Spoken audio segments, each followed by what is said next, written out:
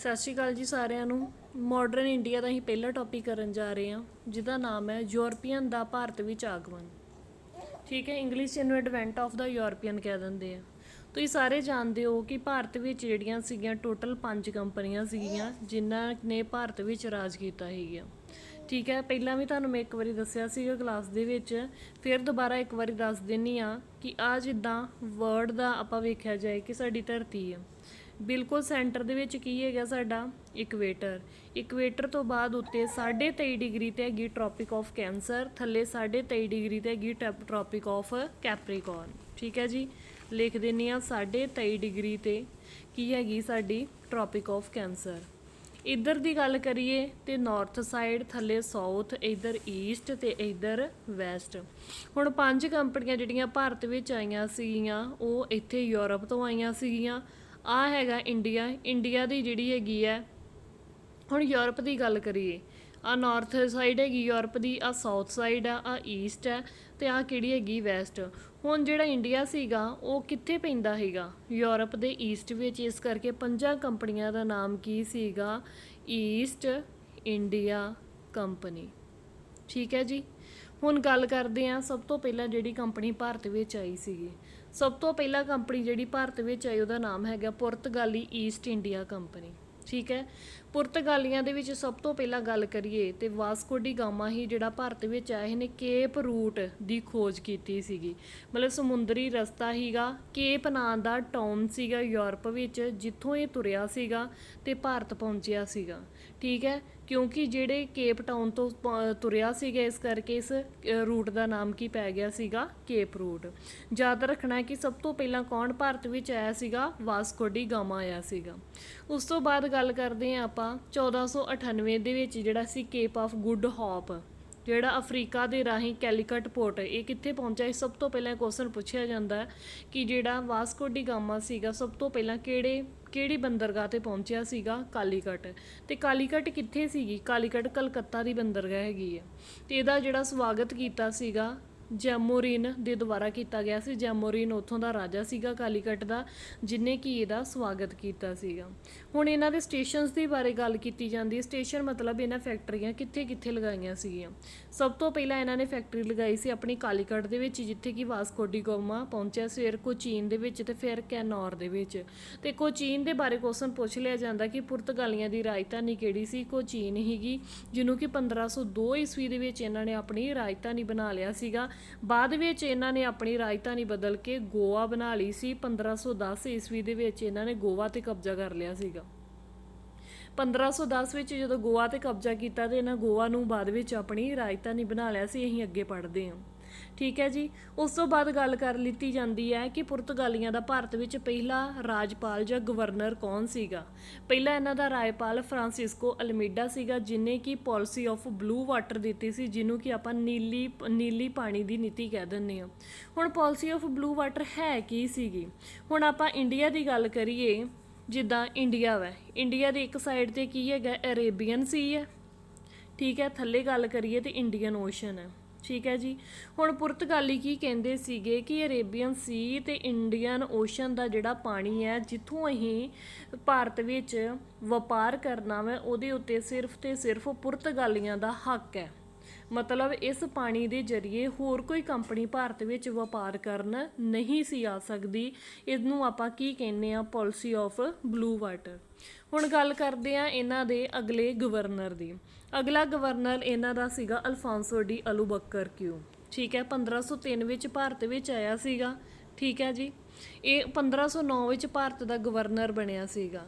ਹੁਣ ਮੇਨ ਗੱਲ ਹੈਗੀ ਇਹਦੇ ਟਾਈਮ ਪੀਰੀਅਡ 'ਤੇ ਪੁੱਛਿਆ ਜਾਂਦਾ ਵੀ ਇਹਨੇ ਕੰਮ ਕੀ ਕੀਤਾ ਸੀ? ਇਹਨੇ ਗੋਆ 'ਤੇ ਕਬਜ਼ਾ ਕੀਤਾ ਹੈ। ਸਿਰਫ ਤੁਸੀਂ ਇੰਨਾ ਯਾਦ ਰੱਖਣਾ ਹੈ ਵੀ ਗੋਆ 'ਤੇ ਕਬਜ਼ਾ ਜਿਹੜਾ ਪੁਰਤਗਾਲੀਆਂ ਨੇ ਕੀਤਾ ਸੀ, ਕਿਹਦੇ ਟਾਈਮ ਪੀਰੀਅਡ 'ਤੇ ਕੀਤਾ ਸੀ? ਅਲਫਾਂਸੋ ਡੀ ਅਲਬੁਕਰਕਿਊ ਦੇ ਟਾਈਮ ਪੀਰੀਅਡ 'ਤੇ ਕੀਤਾ ਸੀ। ਤੀਸਰਾ ਗਵਰਨਰ ਇਹਨਾਂ ਦਾ ਬੜਾ ਇੰਪੋਰਟੈਂਟ ਹੈ, ਨੀਨੋ ਦਾ ਕਨਹਾ। ਕਿਉਂ ਇਹ ਇੰਪੋਰਟੈਂਟ ਹੈ? ਕਿਉਂਕਿ ਇਹਨੇ ਕੋਚੀਨ ਦੀ ਜਗ੍ਹਾ ਜਿਹੜਾ ਸੀਗਾ ਗੋਆ ਨੂੰ ਆਪਣੀ ਰਾਜਧਾਨੀ ਬਣਾ ਦਿੱਤਾ ਸੀ।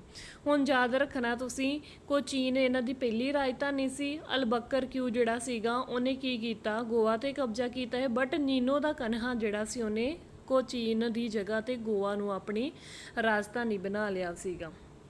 ਉਸ ਤੋਂ ਬਾਅਦ ਗੱਲ ਕਰਦੇ ਹਾਂ ਕਿ ਹੋਰ ਇਹਨਾਂ ਨੇ ਕਿੱਥੇ ਕਿੱਥੇ ਕਬਜ਼ਾ ਕੀਤਾ ਹੈ। ਦਿਊ ਤੇ ਬਸੀਨ ਤੇ ਕੀਤਾ ਸੀਗਾ। ਠੀਕ ਹੈ, ਆਪਣੀ ਨੌਲੇਜ ਲਈ ਤੁਸੀਂ ਯਾਦ ਕਰ ਲਿਓ ਕਿ ਬਹਾਦਰ ਸ਼ਾਹ ਤੋਂ ਇਹਨਾਂ ਨੇ ਪ੍ਰਾਪਤ ਕੀਤਾ ਸੀਗਾ। ਹੁਣ ਗੱਲ ਕਰਦੇ ਹਾਂ ਆਪਾਂ, ਪੁਰਤਗਾਲੀਆਂ ਨੇ 1559 ਵਿੱਚ ਦਮਨ ਨੂੰ ਹਾਸਲ ਕੀਤਾ ਸੀਗਾ। ਠੀਕ ਹੈ, ਇਸੇ ਤਰ੍ਹਾਂ ਇਹਨਾਂ ਦਾ ਹੁਗਲੀ ਤੇ ਪਹਿਲਾਂ ਕਬਜ਼ਾ ਸੀ, ਬਟ ਬਾਅਦ ਵਿੱਚ ਇਹਨਾਂ ਦਾ ਹੁਗਲੀ ਤੇ ਕਬਜ਼ਾ ਨਹੀਂ ਰਹਿੰਦਾ ਹੈਗਾ। ਹੁਣ ਗੱਲ ਕਰਦੇ ਹਾਂ ਆਪਾਂ ਕਿ 1661 ਵਿੱਚ ਬੜਾ ਹੀ ਇੰਪੋਰਟੈਂਟ ਕੁਐਸਚਨ ਜੇ ਕਿ 1661 ਵਿੱਚ ਪੁਰਤਗਾਲੀ ਰਾਜਾ ਜਿਹੜਾ ਸੀ ਉਹਨੇ ਆਪਣੀ ਭੈਣ ਦਾ ਵਿਆਹ ਕੀਤਾ ਸੀ ਇੰਗਲੈਂਡ ਦੇ ਚਾਰਲਸ 2 ਦੇ ਨਾਲ।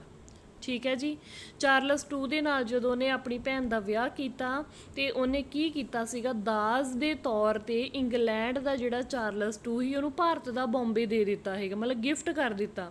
ਮਤਲਬ 1661 ਵਿੱਚ ਬੰਬੇ ਤੇ ਕਿਹਦਾ ਅਧਿਕਾਰ ਸੀਗਾ, ਪੁਰਤਗਾਲੀਆਂ ਦਾ। ਤੇ ਪੁਰਤਗਾਲੀਆਂ ਦਾ ਜਿਹੜਾ ਰਾਜਾ ਸੀਗਾ ਉਹਨੇ ਕੀ ਕੀਤਾ, ਆਪਣੀ ਭੈਣ ਦੇ ਵਿਆਹ ਤੇ ਚਾਰਲਸ ਦੂਜਾ ਜਿਹੜਾ ਕਿ ਇੰਗਲੈਂਡ ਦਾ ਪ੍ਰਿੰਸ ਸੀਗਾ ਉਹਨੂੰ ਬੰਬੇ ਗਿਫਟ ਦੇ ਤੌਰ ਤੇ, ਦਾਜ ਦੇ ਤੌਰ ਤੇ ਦੇ ਦਿੱਤਾ ਸੀ। ਕੁਐਸਚਨ ਬੜੀ ਵਾਰੀ ਪੇਪਰਾਂ ਦੇ ਵਿੱਚ ਪੁੱਛਿਆ ਜਾਂਦਾ। ਹੁਣ ਗੱਲ ਕਰਦੇ ਆਪਾਂ, ਪਹਿਲੀ ਫੈਕਟਰੀ ਪੁਰਤਗਾਲੀਆਂ ਦੀ ਕਿੱਥੇ ਸੀ, ਕਾਲੀਕਟ ਦੇ ਵਿੱਚ। ਠੀਕ ਹੈ, ਪੁਰਤਗਾਲੀ ਕਿਉਂਕਿ ਵਾਸਕੋ ਡੀ ਗਾਮਾ ਕਿੱਥੇ ਆਇਆ ਸੀ, ਕਾਲੀਕਟ ਦੇ ਵਿੱਚ। ਕਾਲੀਕਟ ਦੇ ਵਿੱਚ ਕਿਹਨਾਂ ਦੀ ਫੈਕਟਰੀ ਸੀ, ਸਭ ਤੋਂ ਪਹਿਲਾਂ ਪੁਰਤਗਾਲੀਆਂ ਦੀ ਸੀਗੀ। ਠੀਕ ਹੈ, ਉਸ ਤੋਂ ਬਾਅਦ ਜਿਹੜਾ ਸੀਗਾ ਆਪਾਂ ਗੱਲ ਕਰਦੇ ਹਾਂ ਸੇਂਟ ਜੇਵੀਅਰ। ਸੇਂਟ ਜੇਵੀਅਰ ਇੱਕ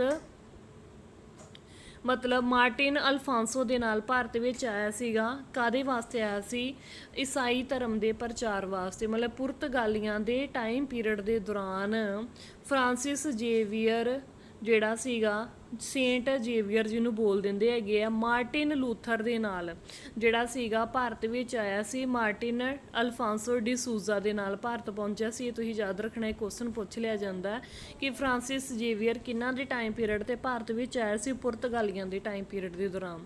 ਤੇ ਕਿਹਦੇ ਨਾਲ ਆਇਆ ਸੀ, ਮਾਰਟਿਨ ਅਲਫਾਂਸੋ ਡੀ ਸੂਜ਼ਾ ਦੇ ਨਾਲ ਭਾਰਤ ਵਿੱਚ ਪਹੁੰਚਿਆ ਸੀਗਾ। ਠੀਕ ਹੈ ਜੀ, ਉਸ ਤੋਂ ਬਾਅਦ ਜਿਹੜਾ ਸੀਗਾ ਅਸੀਂ ਗੱਲ ਕਰਦੇ ਹਾਂ ਕਿ ਜਦੋਂ 1961 ਤੱਕ ਮਤਲਬ ਭਾਰਤ ਦੀ ਆਜ਼ਾਦੀ ਤੋਂ ਬਾਅਦ ਤੱਕ ਵੀ ਭਾਰਤ ਵਿੱਚ ਪੁਰਤਗਾਲੀਆਂ ਦਾ ਰਾਜ ਸੀ, ਪਰ ਇਹਨਾਂ ਦਾ ਸਿਰਫ ਕਿੱਥੇ ਕਬਜ਼ਾ ਰਹਿ ਗਿਆ ਸੀ, ਗੋਆ, ਦਿਊ ਤੇ ਦਮਨ। 1961 ਵਿੱਚ ਇਹ ਆਪਣਾ ਕਬਜ਼ਾ ਗੋਆ, ਦਿਊ, ਦਮਨ ਤੋਂ ਛੱਡ ਕੇ ਚੱਲ ਗਏ ਸੀਗੇ। ਫਿਰ ਮੋਟੀ ਮੋਟੀ ਗੱਲ ਆਈ, ਮੈਂ ਤੁਹਾਨੂੰ ਦੱਸ ਦਿੰਦੀ। ਸਭ ਤੋਂ ਪਹਿਲਾਂ ਭਾਰਤ ਵਿੱਚ ਜਿਹੜੀ ਕੰਪਨੀ ਆਈ ਸੀ ਕਿਹੜੀ ਸੀਗੀ, ਪੁਰਤਗਾਲੀ ਸੀਗੀ। ਕੇਪ ਰੂਟ ਥਾਣੀ ਕੌਣ ਆਇਆ ਸੀ, ਵਾਸਕੋ ਡੀ ਗਾਮਾ ਆਇਆ ਸੀਗਾ।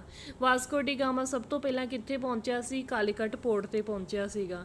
ਕਿੱਥੇ ਕਿੱਥੇ ਇਹਨਾਂ ਦੀਆਂ ਫੈਕਟਰੀਆਂ ਸੀ, ਕਾਲੀਕਟ, ਕੋਚੀਨ, ਕਨੌਰ ਦੇ ਵਿੱਚ। ਸ਼ੁਰੂਆਤੀ ਰਾਜਧਾਨੀ ਇਹਨਾਂ ਦੀ ਕਿਹੜੀ ਸੀ, ਕੋਚੀਨ ਸੀਗੀ। ਪਹਿਲਾਂ ਇਹਨਾਂ ਦਾ ਰਾਜਪਾਲ ਕੌਣ ਸੀਗਾ, ਫਰਾਂਸਿਸਕੋ ਅਲਮੀਡਾ ਸੀਗਾ, ਜਿਹਨੇ ਕਿ ਨੀਲੀ ਪਾਣੀ ਦੀ ਨੀਤੀ ਦਿੱਤੀ ਸੀਗੀ। ਉਸ ਤੋਂ ਬਾਅਦ ਕੀ ਹੈ, ਦੂਸਰਾ ਇਹਨਾਂ ਦਾ ਗਵਰਨਰ ਕੌਣ ਸੀ, ਅਲਫਾਂਸੋ ਡੀ ਅਲਬਕਰਕਿਊ ਸੀਗਾ, ਜਿਹਨੇ ਕੀ ਕੀਤਾ ਸੀ, ਗੋਆ ਤੇ ਕਬਜ਼ਾ ਕੀਤਾ। ਤੀਸਰਾ ਗਵਰਨਰ ਇਹਨਾਂ ਦਾ ਨੀਨਾ ਦਾ ਕਨਹਾ ਸੀਗਾ। ਇਹਨੇ ਕੋਚੀਨ ਤੋਂ ਗੋਆ ਨੂੰ ਆਪਣੀ ਰਾਜਧਾਨੀ ਬਣਾਇਆ ਸੀਗਾ। 1661 ਵਿੱਚ ਪੁਰਤਗਾਲੀ ਰਾਜੇ ਨੇ ਆਪਣੀ ਭੈਣ ਦੇ ਵਿਆਹ ਦੇ ਦਾਜ ਦੇ ਤੌਰ ਤੇ ਇੰਗਲੈਂਡ ਦੇ ਚਾਰਲਸ 2 ਨੂੰ ਕੀ ਦਿੱਤਾ ਸੀ, ਬੰਬੇ ਗਿਫਟ ਦੇ ਤੌਰ ਤੇ ਦੇ ਦਿੱਤਾ ਸੀ। ਪਹਿਲੀ ਫੈਕਟਰੀ ਇਹਨਾਂ ਦੀ ਕਿੱਥੇ ਸੀ, ਕਾਲੀਕਟ ਵਿੱਚ ਸੀਗੀ। ਠੀਕ ਹੈ, ਫਰਾਂਸਿਸ ਜੇਵੀਅਰ ਦੇ ਨਾਲ, ਜੇਵੀਅਰ ਕੌਣ ਸੀਗਾ, ਇੱਕ ਜੀਸਟ ਮਤਲਬ ਵੀ ਕੀ ਸੀਗਾ, ਭਾਰਤ ਵਿੱਚ ਈਸਾਈ ਧਰਮ ਦਾ ਪ੍ਰਚਾਰ ਕਰਨ ਆਇਆ ਸੀ। ਕਿਹਦੇ ਨਾਲ ਆਇਆ ਸੀ, ਅਲਫਾਂਸੋ ਡੀ ਸੂਜ਼ਾ ਦੇ ਨਾਲ। ਠੀਕ ਹੈ, ਤਾਂ 1961 ਤੱਕ ਇਹਨਾਂ ਦਾ ਕਿਹਦੇ ਤੇ ਇਹਨਾਂ ਦਾ ਅਧਿਕਾਰ ਰਹਿ ਗਿਆ ਸੀ, ਗੋਆ, ਦਿਊ ਤੇ ਦਮਨ ਦੇ ਤੱਕ। ਤੇ ਜਿਹੜਾ ਸੀਗਾ 1961 ਵਿੱਚ ਇਹ ਭਾਰਤ ਛੱਡ ਕੇ ਚਲੇ ਗਏ ਸੀਗੇ। ਦੂਜੀ ਆਪਾਂ ਗੱਲ ਕਰਦੇ, ਦੂਸਰੀ ਜਿਹੜੀ ਭਾਰਤ ਵਿੱਚ ਆਉਣ ਵਾਲੀ ਕੰਪਨੀ ਕਿਹੜੀ ਸੀ, ਡੱਚ ਈਸਟ ਇੰਡੀਆ ਕੰਪਨੀ ਸੀਗੀ। ਹੁਣ ਡੱਚ ਜਿਹੜੇ ਸੀਗੇ ਕਦੋਂ ਭਾਰਤ ਵਿੱਚ ਆਏ ਸੀ, 1605 ਵਿੱਚ ਆਏ। ਇਹਨਾਂ ਨੇ ਭਾਰਤ ਵਿੱਚ ਕਿੱਥੇ ਕਿੱਥੇ ਫੈਕਟਰੀ ਲਗਾਈ, ਸਭ ਤੋਂ ਪਹਿਲਾਂ ਇਹਨਾਂ ਦੀ ਫੈਕਟਰੀ ਯਾਦ ਰੱਖਣੀ ਮਸੌਲੀਪਟਨਮ ਦੇ ਵਿੱਚ, ਫਿਰ ਪੁਲੀਕਟ ਵਿੱਚ, ਸੂਰਤ ਵਿੱਚ, ਬਿਮਲੀਪਟਨਮ ਦੇ ਵਿੱਚ, ਕਰੇਕਾਲ ਵਿੱਚ, ਚਿਨਸੂਰਾ, ਕਾਸਿਮ ਬਾਜ਼ਾਰ, ਪਟਨਾ, ਬਲਾਸੌਰ, ਨਾਗਾਪਟਨਮ, ਕੋਚੀਨ। ਇਹ ਸਾਰੀਆਂ ਫੈਕਟਰੀਆਂ ਕਿਹਨਾਂ ਦੀਆਂ ਹੈ, ਡੱਚ ਦੀਆਂ। ਮੇਨ ਤੁਸੀਂ ਪਹਿਲੀ ਯਾਦ ਰੱਖਣੀ ਹੈ ਕਿ ਸਭ ਤੋਂ ਪਹਿਲਾਂ ਫੈਕਟਰੀ ਡੱਚ ਵਾਲਿਆਂ ਨੇ ਕਿੱਥੇ ਲਗਾਈ ਸੀ, ਮਸੌਲੀਪਟਨਮ ਦੇ ਵਿੱਚ ਲਗਾਈ ਸੀਗੀ।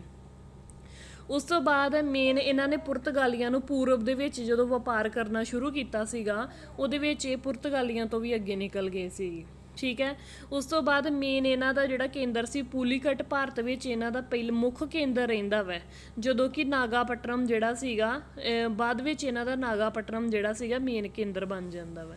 ਬੜਾ ਇੰਪੋਰਟੈਂਟ ਕੁਐਸਚਨ ਹੈ ਕਿ ਬੈਟਲ ਆਫ ਬਡੇਰਾ। ਠੀਕ ਹੈ, ਬੈਟਲ ਆਫ ਬਡੇਰਾ ਦੇ ਬਾਰੇ ਕੁਐਸਚਨ ਬੜੀ ਵਾਰੀ ਪੁੱਛ ਲਿਆ ਜਾਂਦਾ ਹੈ ਕਿ ਬੈਟਲ ਆਫ ਬਡੇਰਾ ਜਿਹੜੀ ਸੀਗੀ ਇਹਨਾਂ ਕਿੰਨਾ ਵਿਚਕਾਰ ਹੋਈ ਸੀਗੀ, ਅੰਗਰੇਜ਼ਾਂ ਦੇ ਵਿਚਕਾਰ ਤੇ ਡੱਚਾਂ ਦੇ ਵਿਚਕਾਰ ਹੋਈ ਸੀ। ਇਹਦੇ ਵਿੱਚ ਕੀ ਹੋਇਆ ਸੀਗਾ, ਡੱਚ ਹਾਰ ਗਏ ਸੀਗੇ।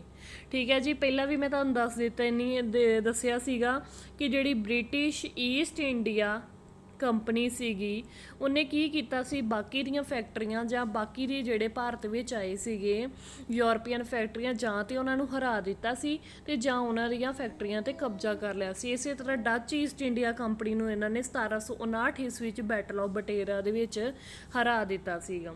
ਉਸ ਤੋਂ ਬਾਅਦ ਗੱਲ ਕਰਦੇ ਆ ਮੇਨ ਅੰਗਰੇਜ਼ਾਂ ਦੀ। ਠੀਕ ਹੈ ਜੀ, ਅੰਗਰੇਜ਼ ਜਿਹੜੇ ਸੀਗੇ ਮੇਨ ਹੈ, ਕਿਉਂ ਮੇਨ ਨੇ, ਕਿਉਂਕਿ 1947 ਤੱਕ ਇਹਨਾਂ ਭਾਰਤ ਵਿੱਚ ਰਾਜ ਕੀਤਾ ਸੀਗਾ। ਠੀਕ ਹੈ, ਸਭ ਤੋਂ ਪਹਿਲਾਂ ਇਹਨਾਂ ਦਾ ਵਪਾਰੀ ਭਾਰਤ ਵਿੱਚ ਕੌਣ ਆਇਆ ਸੀ, ਜੌਨ ਮਿਲਡਨ ਹਾਲ ਆਇਆ ਸੀ। ਹੁਣ ਇਹਦੇ ਬਾਰੇ ਕੁਐਸਚਨ ਪੁੱਛ ਲਿਆ ਜਾਂਦਾ ਹੈ ਕਿ ਜੌਨ ਮਿਲਡਨ ਹਾਲ ਭਾਰਤ ਵਿੱਚ ਕਿਹਦੇ ਟਾਈਮ ਤੇ ਆਇਆ ਸੀ। ਆਨਸਰ ਕੀ ਆਊਗਾ, ਅਕਬਰ ਦੇ ਟਾਈਮ ਪੀਰੀਅਡ ਤੇ ਭਾਰਤ ਵਿੱਚ ਉਦੋਂ ਕਿਹਦਾ ਰਾਜ ਸੀਗਾ, ਅਕਬਰ ਦਾ ਸੀਗਾ। ਠੀਕ ਹੈ ਜੀ, ਉਸ ਤੋਂ ਬਾਅਦ ਗੱਲ ਕਰਦੇ ਹਾਂ ਆਪਾਂ ਕਿ ਜਿਹੜਾ ਕੈਪਟਨ ਹੌਕਿਨ ਸੀਗਾ। ਠੀਕ ਹੈ, ਜਿਹੜਾ ਕੈਪਟਨ ਹੌਕਿਨ ਸੀਗਾ ਬੜਾ ਹੀ ਇੰਪੋਰਟੈਂਟ ਹੈ ਕਿਉਂਕਿ ਇਹਦੇ ਬਾਰੇ ਬੜੀ ਵਾਰੀ ਕੁਐਸਚਨ ਪੁੱਛ ਲਿਆ ਜਾਂਦਾ ਹੈ।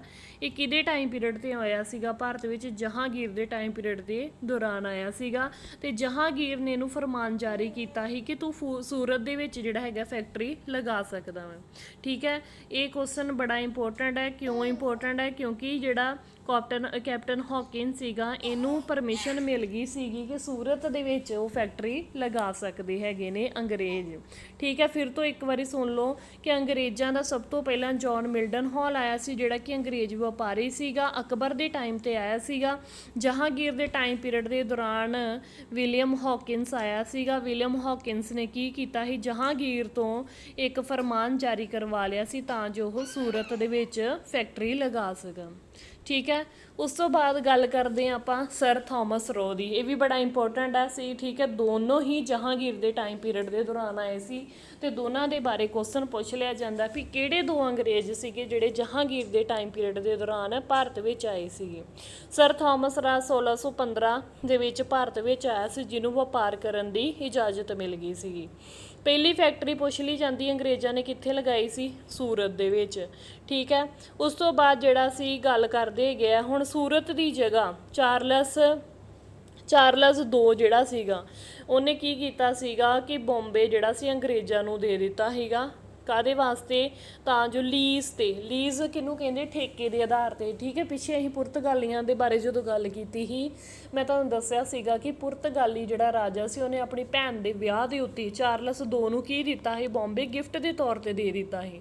ਹੁਣ ਚਾਰਲਸ ਦੋ ਨੇ ਅੱਗੋਂ ਕੀ ਕੀਤਾ ਕਿ ਅੰਗਰੇਜ਼ ਈਸਟ ਇੰਡੀਆ ਕੰਪਨੀ ਨੂੰ ਠੇਕੇ ਦੇ ਆਧਾਰ ਤੇ ਬੰਬੇ ਦੇ ਦਿੱਤਾ ਸੀ ਤੇ ਅੰਗਰੇਜ਼ਾਂ ਨੇ ਕੀ ਕੀਤਾ, ਇਹਨੂੰ ਆਪਣਾ ਮੁੱਖ ਦਫ਼ਤਰ ਬਣਾ ਲਿਆ ਸੀਗਾ।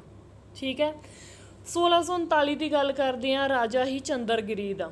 ਠੀਕ ਹੈ, ਉਹਨੇ ਇਜਾਜ਼ਤ ਦੇਤੀ ਅੰਗਰੇਜ਼ਾਂ ਨੂੰ ਕਿ ਮਦਰਾਸ ਵਿੱਚ ਤੁਸੀਂ ਫੈਕਟਰੀ ਲਗਾ ਸਕਦੇ ਹੋ। ਹੁਣ ਮਦਰਾਸ ਵਿੱਚ ਜਿਹੜੀ ਫੈਕਟਰੀ ਸੀਗੀ ਉਹਦਾ ਨਾਮ ਪੁੱਛ ਲਿਆ ਜਾਂਦਾ ਕਿ ਉਹਦਾ ਨਾਮ ਕੀ ਸੀਗਾ, ਸੇਂਟ ਜਾਰਜ। ਠੀਕ ਹੈ, ਮਦਰਾਸ ਵਿੱਚ ਜਿਹੜੀ ਅੰਗਰੇਜ਼ਾਂ ਨੇ ਫੈਕਟਰੀ ਲਗਾਈ ਸੀ ਉਹਦਾ ਨਾਮ ਕੀ ਸੀਗਾ, ਸੇਂਟ ਜਾਰਜ। ਮਤਲਬ ਉਹਦੀ ਕਿਲਾਬੰਦੀ ਕਰ ਦਿੰਦੇ ਸੀ ਤੇ ਕਿਲਾਬੰਦੀ ਕਰਕੇ ਉਹਦਾ ਨਾਮ ਦੇ ਦਿੰਦੇ ਸੀਗੇ। 1690 ਦੀ ਗੱਲ ਕਰਦੇ ਹਾਂ, ਬੜਾ ਹੀ ਇੰਪੋਰਟੈਂਟ ਕੁਐਸਚਨ ਹੈ। ਪ੍ਰੈਜ਼ੈਂਟ ਡੇ ਜਿਹੜਾ ਕਲਕੱਤਾ ਹੈਗਾ, ਠੀਕ ਹੈ, ਪ੍ਰੈਜ਼ੈਂਟ ਡੇ ਜਿਹੜਾ ਕਲਕੱਤਾ ਹੈ ਉਹ ਕਿਹੜੇ ਪਿੰਡਾਂ ਤੋਂ ਬਣਿਆ ਸੀਗਾ, ਸੁਲਤਾਨਤੀ, ਕਾਲੀਕਟਾ ਤੇ ਗੋਬਿੰਦਪੁਰ। ਠੀਕ ਹੈ, 3 ਪਿੰਡ ਸੀਗੇ। 1690 ਦੀ ਗੱਲ ਕਰੀਏ, 1690 ਵਿੱਚ ਕੀ ਹੋਇਆ ਸੀਗਾ, ਜੋਬ ਚਾਰਨੌਕ ਨਾਂ ਦਾ ਜਿਹੜਾ ਅੰਗਰੇਜ਼ ਸੀਗਾ ਉਹਨੇ 3 ਪਿੰਡਾਂ ਨੂੰ ਮਿਲਾ ਕੇ ਇੱਕ ਫੈਕਟਰੀ ਬਣਾਈ। ਕਿਹੜੇ ਪਿੰਡ ਸੀ, ਸੁਲਤਾਨਤੀ, ਕਾਲੀਕਟ ਤੇ ਗੋਬਿੰਦਪੁਰ। ਠੀਕ ਹੈ, ਇਹਨਾਂ ਤਿੰਨਾਂ ਨੂੰ ਮਿਲਾ ਕੇ ਅੱਜ ਦਾ ਜਿਹੜਾ ਵਾ ਕੀ ਬਣ ਗਿਆ, ਕਲਕੱਤਾ ਬਣ ਗਿਆ ਸੀਗਾ। ਠੀਕ ਹੈ, ਉਸ ਤੋਂ ਬਾਅਦ ਜਿਹੜੀ ਹੁਣ ਇਹਨਾਂ ਸੁਲਤਾਨਤੀ ਜਿਹੜਾ ਪਿੰਡ ਸੀ ਉਹਦੇ ਵਿੱਚ ਫੈਕਟਰੀ ਲਗਾਈ ਸੀ, ਇਹਦੇ ਬਾਰੇ ਕੁਐਸਚਨ ਪੁੱਛ ਲਿਆ ਜਾਂਦਾ। ਜਾਂ ਕਲਕੱਤਾ ਵਿੱਚ ਅੰਗਰੇਜ਼ਾਂ ਦੇ ਦੁਆਰਾ ਜਿਹੜੀ ਫੈਕਟਰੀ ਲਗਾਈ ਗਈ ਸੀ ਉਹਦਾ ਕੀ ਨਾਮ ਸੀ, ਫੋਰਟ ਵਿਲੀਅਮ। ਮਦਰਾਸ ਵਿੱਚ ਜਿਹੜੀ ਫੈਕਟਰੀ ਲਗਾਈ ਸੀਗੀ ਉਹਦਾ ਕੀ ਨਾਮ ਸੀਗਾ, ਸੇਂਟ ਜਾਰਜ। ਤੇ ਜਿਹੜੀ ਕਲਕੱਤਾ ਵਿੱਚ ਲਗਾਈ ਸੀ ਉਹਦਾ ਨਾਮ ਕੀ ਸੀਗਾ, ਫੋਰਟ ਵਿਲੀਅਮ ਸੀਗਾ।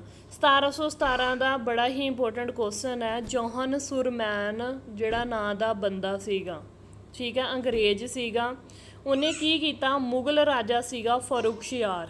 ਠੀਕ ਹੈ, ਮੁਗਲ ਰਾਜਾ ਫਰੁਖਸ਼ਿਆਰ ਤੋਂ ਅਧਿਕਾਰ ਪ੍ਰਾਪਤ ਕਰ ਲਿਆ ਠੀਕ ਹੈ, ਵਪਾਰ ਕਰਨ ਦਾ, ਜਿਹਨੂੰ ਆਪਾਂ ਮੈਗਨਾ ਕਾਰਟਾ ਕਹਿੰਦੇ ਆ।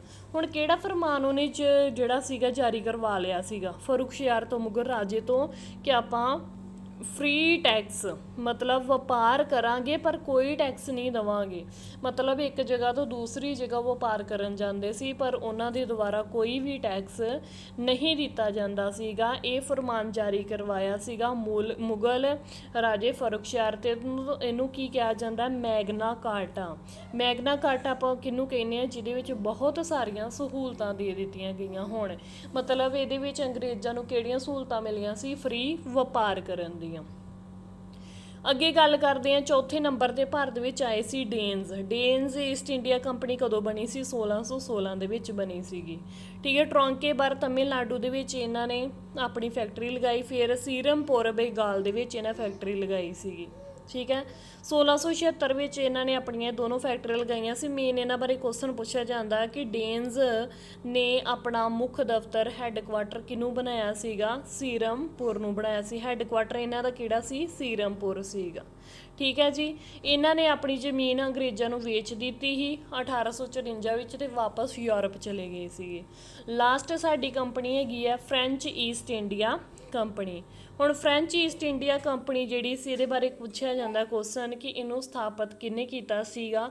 ਕੋਲਬਰਟ ਨੇ ਕੀਤਾ ਸੀ 1664 ਦੇ ਵਿੱਚ। ਠੀਕ ਹੈ ਜੀ, ਅੰਗਰੇਜ਼ ਦਾ ਉਤੋਂ ਫਰਾਂਸ ਦਾ ਰਾਜਾ ਉਸ ਟਾਈਮ ਪੁੱਛ ਲਿਆ ਜਾਂਦਾ ਕਿ ਫਰਾਂਸ ਵਿੱਚ ਉਸ ਟਾਈਮ 'ਤੇ ਰਾਜਾ ਕੌਣ ਸੀਗਾ? ਲੂਈਸ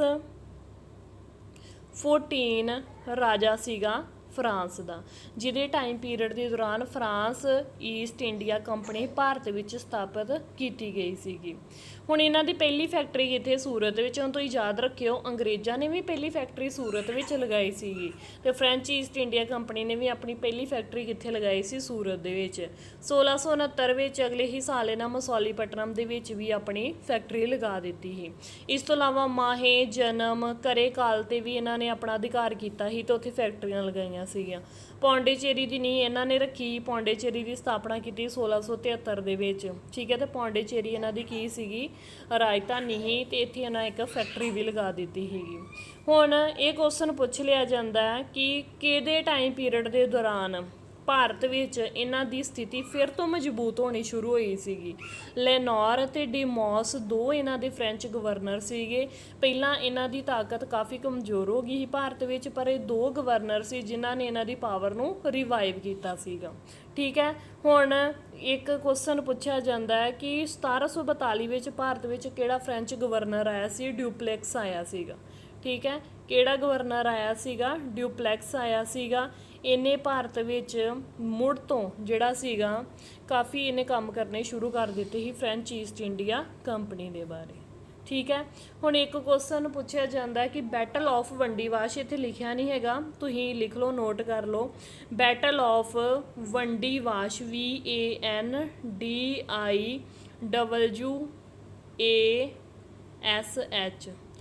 ਬੈਟਲ ਆਫ ਵੰਡੀਵਾਸ਼ ਹੋਈ ਸੀਗੀ 1759 ਦੇ ਵਿੱਚ, 1759-60 ਦੇ ਵਿੱਚ ਹੋਈ ਸੀ। ਕਿੰਨਾ ਵਿਚਕਾਰ ਹੋਈ ਸੀਗੇ? ਇੱਕ ਇੰਗਲਿਸ਼ ਵਿੱਚ ਮਤਲਬ ਬ੍ਰਿਟਿਸ਼ਰ ਦੇ ਵਿੱਚ, ਤੇ ਦੂਸਰੀ ਕਿਹਦੇ ਵਿੱਚ ਹੋਈ ਸੀਗੀ? ਫ੍ਰੈਂਚ ਵਾਲਿਆਂ ਦੇ ਵਿੱਚ। ਮਤਲਬ ਬ੍ਰਿਟਿਸ਼ ਈਸਟ ਇੰਡੀਆ ਕੰਪਨੀ ਜਾਂ ਇੰਗਲਿਸ਼ ਈਸਟ ਇੰਡੀਆ ਕੰਪਨੀ ਤੇ ਫ੍ਰੈਂਚ ਈਸਟ ਇੰਡੀਆ ਕੰਪਨੀ ਦੋਨਾਂ ਦੇ ਵਿਚਕਾਰ ਕੀ ਹੋਈ ਸੀ? Battle of ਵੰਡੀਵਾਸ਼। ਫਿਰ ਤੋਂ ਸਪੈਲਿੰਗ ਨੋਟ ਕਰ ਲਓ, WANDIWASH। ਠੀਕ ਹੈ, ਇਹਦੇ ਵਿੱਚ ਕੀ ਹੋਇਆ ਸੀਗਾ ਕਿ ਬ੍ਰਿਟਿਸ਼ਰ ਨੇ ਫ੍ਰੈਂਚ ਵਾਲਿਆਂ ਨੂੰ ਹਰਾ ਦਿੱਤਾ ਸੀ, ਜਿਸ ਤੋਂ ਬਾਅਦ ਭਾਰਤ ਵਿੱਚ ਫ੍ਰੈਂਚ ਈਸਟ ਇੰਡੀਆ ਕੰਪਨੀ ਦੀ ਜਿਹੜੀ ਪਾਵਰ ਸੀਗੀ ਉਹ ਖਤਮ ਹੋਣੀ ਸ਼ੁਰੂ ਹੋ ਜਾਂਦੀ ਹੈ। ਠੀਕ ਹੈ ਜੀ, ਅੱਜ ਆਪਾਂ ਟੌਪਿਕ ਕੀਤਾ ਸੀਗਾ ਯੂਰਪੀਅਨ ਦਾ ਭਾਰਤ ਵਿੱਚ ਆਗਮਨ। ਫਿਰ ਤੋਂ ਸੁਣ ਲਓ, 5 ਕੰਪਨੀਆਂ ਭਾਰਤ ਵਿੱਚ ਆਈਆਂ ਸੀਗੀਆਂ, ਡੱਚ, ਅੰਗਰੇਜ਼। ਠੀਕ ਹੈ ਜੀ, ਉਸ ਤੋਂ ਬਾਅਦ ਜਿਹੜੇ ਆਏ ਸੀਗੇ ਡੇਨਜ਼ ਆਏ ਸੀਗੇ, ਫਿਰ ਆਏ ਸੀਗੇ ਫ੍ਰੈਂਚ, ਤੇ ਫ੍ਰੈਂਚ ਤੋਂ ਬਾਅਦ ਲਾਸਟ ਤੇ ਫ੍ਰੈਂਚ ਤੋਂ ਬਾਅਦ ਜਿਹੜਾ ਸੀਗਾ ਮੇਨਲੀ ਭਾਰਤ ਵਿੱਚ ਜਿਹੜਾ ਸੀਗਾ ਕਬਜ਼ਾ ਰਹਿੰਦਾ ਅੰਗਰੇਜ਼ਾਂ ਦਾ। ਠੀਕ ਹੈ, ਫਿਰ ਤੋਂ ਇੱਕ ਵਾਰੀ ਦੱਸ ਦੇਣੀ 5 ਕੰਪਨੀਆਂ ਕਿਹੜੀਆਂ। ਸਭ ਤੋਂ ਪਹਿਲਾਂ ਡੱਚ ਈਸਟ ਇੰਡੀਆ ਜਿਹੜੀ ਸੀਗੀ ਪੁਰਤਗਾਲ ਈਸਟ ਇੰਡੀਆ ਕੰਪਨੀ ਆਈ ਸੀਗੀ। ਨੰਬਰ 2 'ਤੇ ਆਈ Dutch East India company. Number 3 'ਤੇ British East India company. Number 4 'ਤੇ ਡੇਨਜ਼ ਈਸਟ ਇੰਡੀਆ ਕੰਪਨੀ। ਅਤੇ ਲਾਸਟ 'ਤੇ ਆਈ ਸੀਗੀ ਫ੍ਰੈਂਚ ਈਸਟ ਇੰਡੀਆ ਕੰਪਨੀ।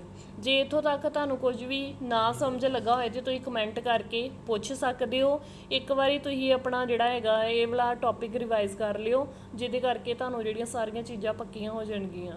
ਮੇਹਰ ਕਲਾਸਿਸ ਦੇ ਵਿੱਚ ਤੁਹਾਡਾ ਸਵਾਗਤ ਸੀ, ਅਤੇ ਇਸ ਦੇ ਨਾਲ ਹੀ ਅੱਜ ਸਾਡਾ ਟੌਪਿਕ ਜਿਹੜਾ ਖਤਮ ਹੋ ਜਾ ਰਿਹਾ ਵਾ। ਧੰਨਵਾਦ।